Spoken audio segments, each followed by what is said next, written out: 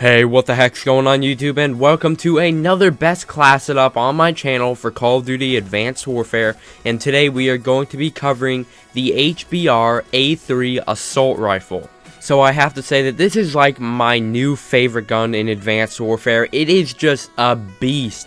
It melts through the enemy so fast. It just like kills them so freaking fast. It reminds me of like the Remington in Call of Duty Ghosts. It's just a couple bullets and they're dead. So why this gun reminds me of the Remington is because the fire rate is slow and the damage is really high.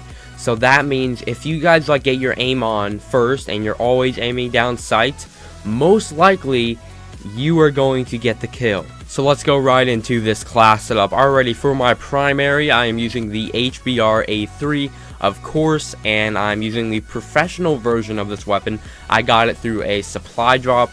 Now the damage is 8, the accuracy is 9. It was originally 10, but because I have the professional version, it decreased the accuracy by 1, so now it's 9. Now the fire rate was increased by 1, so now it's 11 instead of 10. The range is 8, the handling is 14, and the mobility is 11 instead of 10 because I have the professional version of this weapon. So now moving on to my attachments, I'm using the foregrip, stock, and quick draw grip.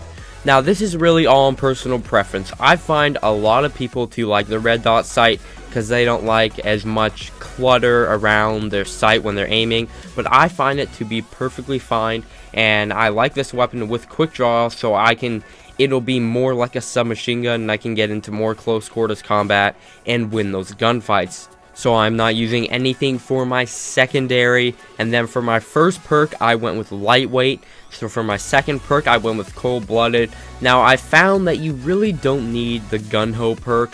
I really liked the cold-blooded perk a lot more. Now for my third perk I went with scavenger and toughness. Now to get those two perks for your third perk tier, you're going to have to put on a wild card, and that wild card is perk 3 greed. So now I also forgot to mention that you're going to have to put on a wild card to get those 3 attachments on this weapon, and the wild card is primary gunfighter. Now also I'm not using any XO ability because I find that XO abilities really aren't that useful in this game. Now I see a lot of people that use them, but to me personally, I really don't need something that only lasts a couple seconds. I'd rather have like an extra perk that will last me through the whole game. Already, so I'm not using any exo launcher. I don't find that useful as well. Now moving on to my score streaks. Now score streaks are really a personal preference. If you are a really good player, you would go for the higher score streaks. Now I find that I die a lot in Advanced Warfare, so I like this simple setup.